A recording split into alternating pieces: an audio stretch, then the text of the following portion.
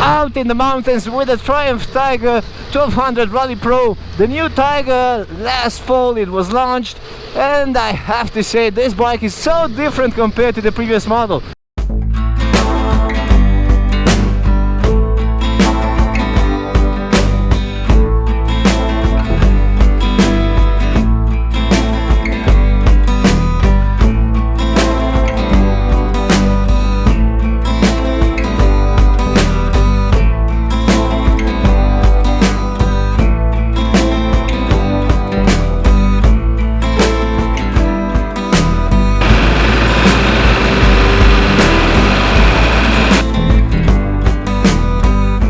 Now let's break it down. I had like 3 days of riding with a Triumph Tiger 1200 Rally Pro, and a couple of days were off-roading and more than 500 kilometers on road. First of all, I want to start with the on-road part, because this was an amazing thing for me. This bike was very comfortable in the previous trim, but right now it's even more comfier because it has the plushest saddle that I ever experienced. I like it a lot. It's even heated, just like on the previous model. You have lots of wind protections because you have a windshield which is adjustable only by the touch of a hand, wind deflectors and knee deflectors in this area. Very cool to ride it on the highway, 120-130 kilometers an hour. You will be very comfortable. You also have protections for your hand coming from this hand protectors, and therefore brilliant idea from Triumph. You have the radiators inside here. The heat will come out and we will be spreaded against the sides of the bike, not towards your knee, so you won't feel the heat. Today it was like 35 degrees and I was kind of aching about this while riding, and I felt at some point putting my hand in front of this area over here in the front, lots of heat coming from the engine, from the radiators, and I was happy that was not coming towards my knees. While seated, you have a very nice riding position. The ergonomy, it's a bit better than the previous model, and what I've spotted is that you have lots of room on the saddle to move back and forth. You can easily go for like 400 kilometers on this bike. The engine, 150 HP, it's very nice and plush. The power delivery, it's just as you would expect it to be on the street mode, on the sport mode. No matter what, you will have the rider aids and everything that you wish for. The problem kind of kicks in when you want to roll this bike at slower speeds, because being shaft driven and being a triple engine, you need to rev it up a bit in order to get the juice that you need to park it or to get out from a stop. I've had some issues, third gear at the stoplights, and I forgot to switch it into the first. I had to rev the bike pretty hard in order to start rolling. Let's talk about the suspensions and brakes. These suspensions are electronically adjustable and it depends on the riding mode. I haven't worked with the suspension because I felt it quite good, a very good correlation between the riding mode and the suspension setup. For my eye, this suspension looks just like the one on the Africa Twin Adventure Sports. Quite nice, quite nice. They make a very good job. They do a very good job off-road, on-road.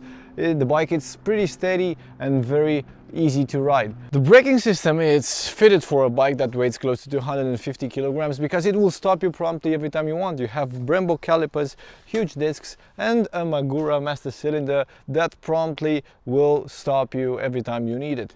Also, the clutch, it's with a master cylinder and a push rod over here that you can see. This is quite a thing because I've spotted on the internet you can buy this for every bike that is cable actioned, but the guys at Triumph made it very easy to action.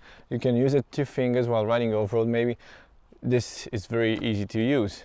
It still has the shaft, still has the triple engine, but now 150 HP, lots of electronics, a cool looking dash, 21 front inch wheel, and some good riding skills for this bike on off-road. I love it.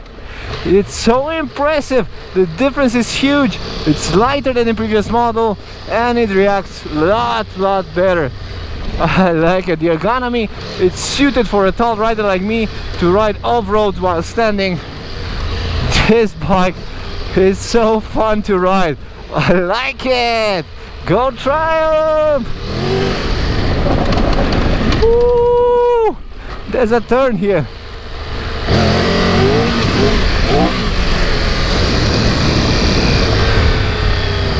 That 21 front inch wheel will make you think that this bike was more towards the off-road part, but it will ride on street close to perfect. I like it very much on twisties, and the shaft drive got refined for this year. It's a different system, it looks totally different, it's not as bulky as the previous model, and I have to say it does a very good job. Also, huge thing for Triumph, this is the first Triumph that I test that goes to neutral very easy, and the quick shifter works like magic. I'm on the highway, I'm on the twisties, just tap on that gear lever and everything will happen. It's a triple cylinder engine, therefore the vibration level is quite low. Only if you rev it hard enough to go to 10,000 RPM you will feel some shivering to your foot pegs.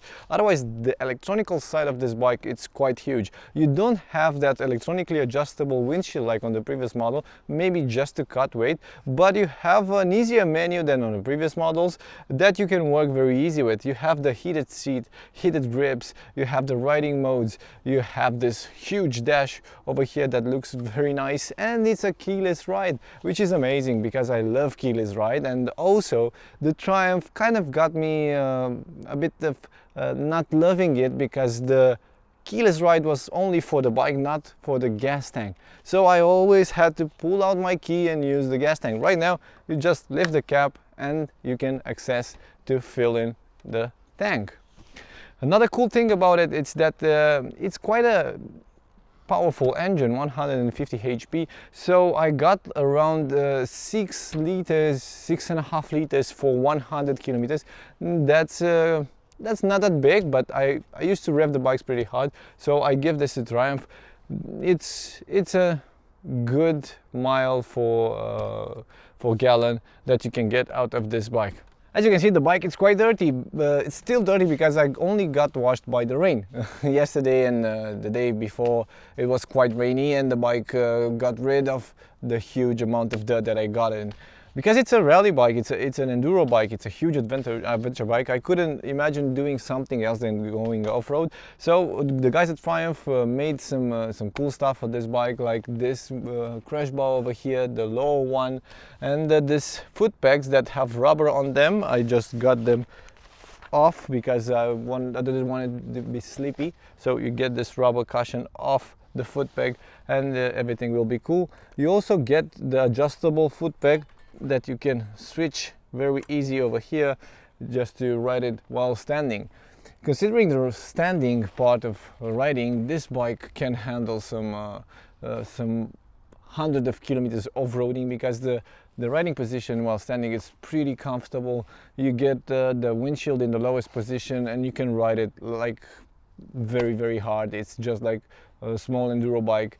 The downside is also the low torque, because you don't have that much torque in the low RPM range and you have to rev it pretty hard in order to get the juice out. Otherwise, this bike felt quite natural off-roading, and I have to say it was quite a pleasure riding it. Let's talk about the things I like and dislike about the new Tiger 1200. In the first day I was like quite not very cool about the weight of the bike, but I got used to it. Therefore, the biggest issue that I found was the low RPM torque that I needed for this type of bike. I would have wished, being a shaft and having to use it in the city and also off-roading at slower speeds, I would have wished some more juice in the low RPM range, some more torque so I can drive the bike easily just by releasing the clutch. The thing that I love the most about this bike is the way it works while riding off-road at high speeds. The suspension, it's complementary with the frame and everything. The riding position is quite cool and you'll have a lot of confidence riding this beast off-road. The looks of the bike are pretty amazing, and I have to admit this Triumph 1200 Rally Pro, it's quite a thing compared to the previous model. This one can handle off-road, this one will be more comfier while riding on longer trips, and I think it's not imitating other bikes, it's just a different approach with this triple engine that I still feel can be made even better with the torque. So I think this is it for today. Don't forget to subscribe. I hope you liked it. Leave some comments in the section below so I can feel your thoughts and know what you want me to talk about next time I do a review. See you guys.